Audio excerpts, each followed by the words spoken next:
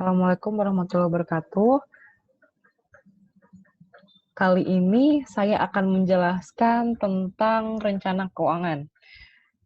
Sebenarnya rencana keuangan ini adalah bagian terakhir dari perencanaan bisnis dan cukup panjang karena harus detail dan ada beberapa bagian yang mungkin Bapak Ibu masih belum paham atau memang sama sekali belum pernah melihat.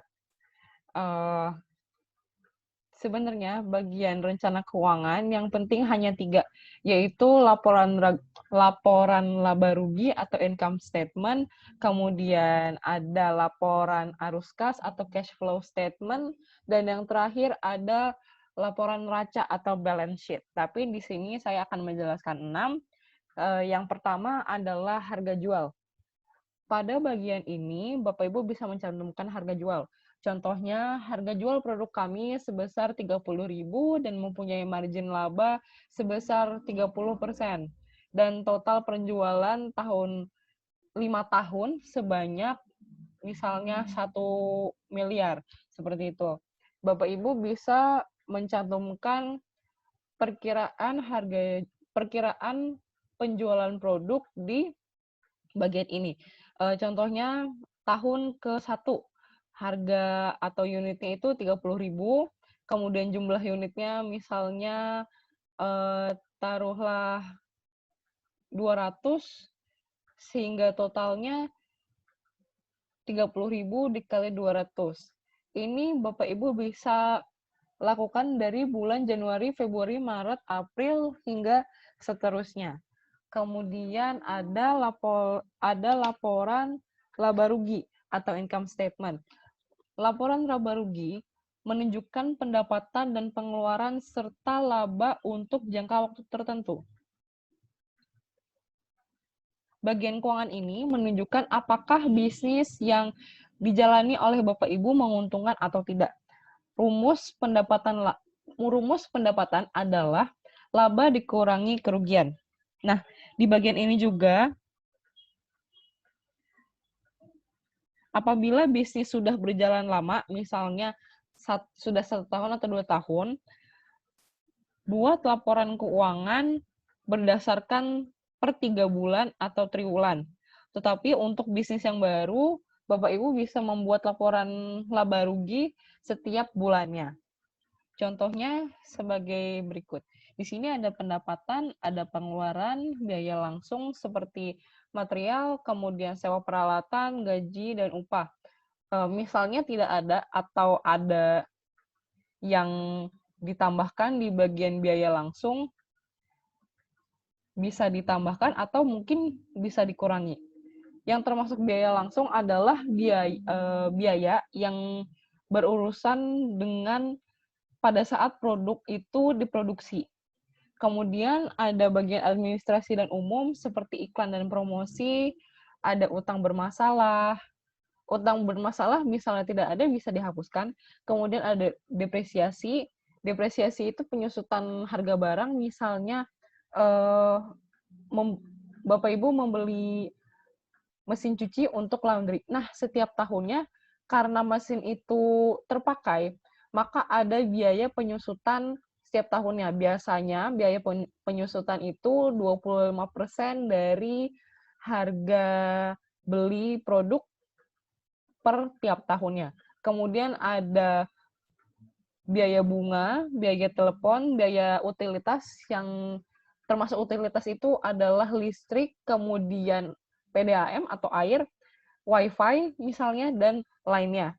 Kemudian ada total pengeluaran, jangan lupa di total pendapatan sebelum pajak, kemudian berapa jumlah pajak pendapatan, dan terakhir laba bersih.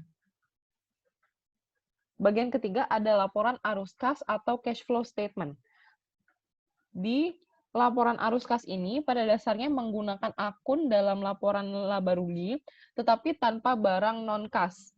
Non-kas ini seperti depresiasi dan lain-lain, menambahkan pengeluaran modal seperti membeli peralatan baru untuk pertumbuhan bisnis, dan menambahkan modal yang didapat dari aktivitas pendanaan. Aktivitas yang ada pada arus kas adalah aktivitas operasional, investasi, dan pendanaan. Contoh tabelnya ada di bawah ini. Nah, aktivitas cash flow ini ada operasional, kemudian investasi, dan pendanaan. Kenapa hanya ketiga ini? Dikarenakan aktivitas bisnis intinya adalah operasional, investasi, dan pendanaan, seperti itu.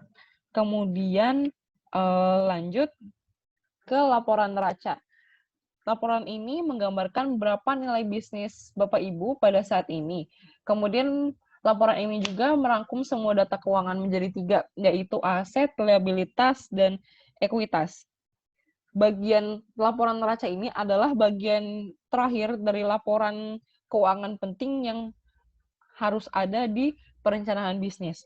Nah, untuk aset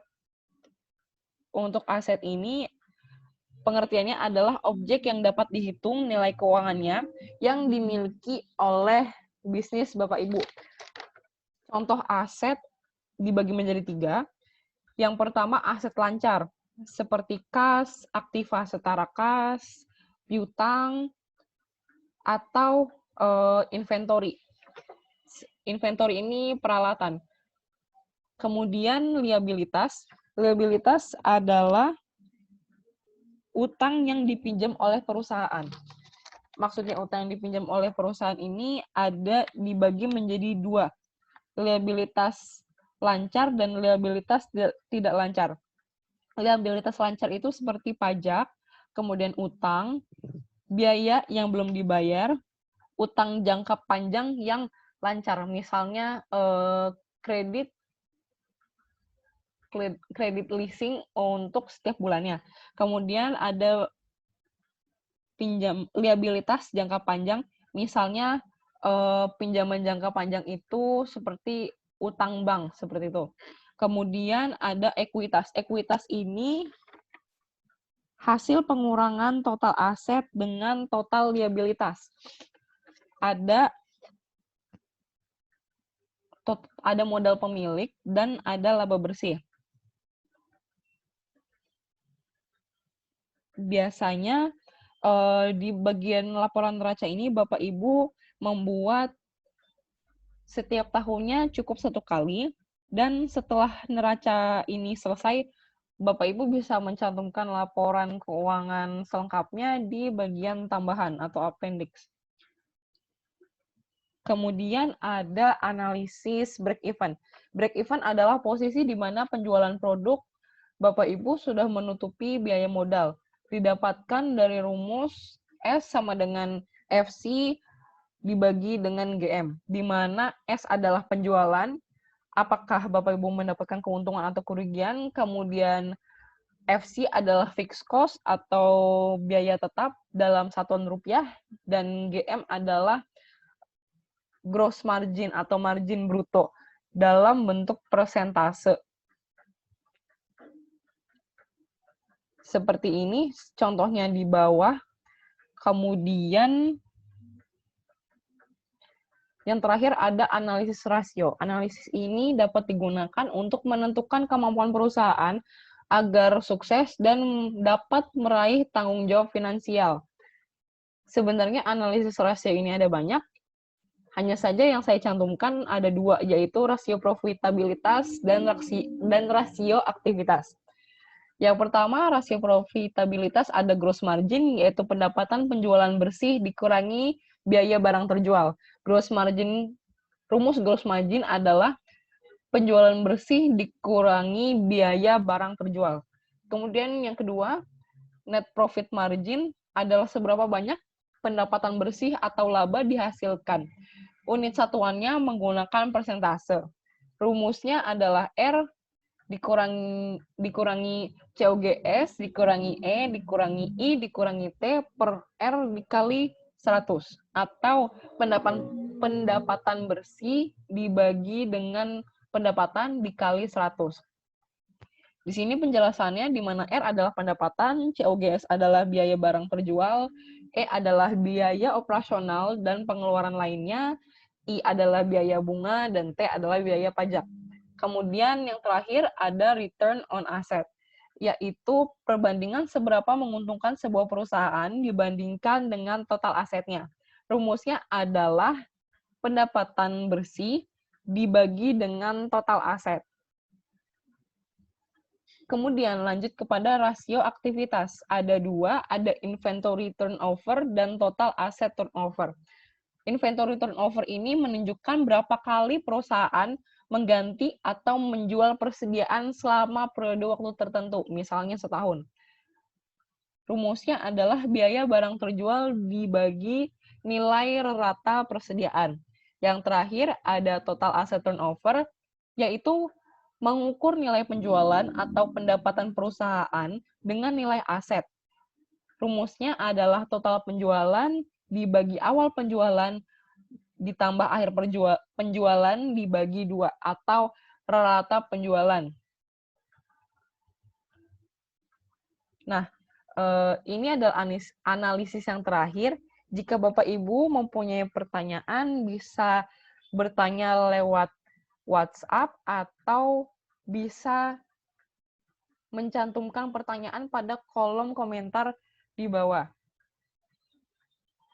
Terima kasih Bapak Ibu sudah menyimak. Apabila ada salah kata atau perbuatan, mohon dimaafkan. Terima kasih. Wassalamualaikum warahmatullahi wabarakatuh.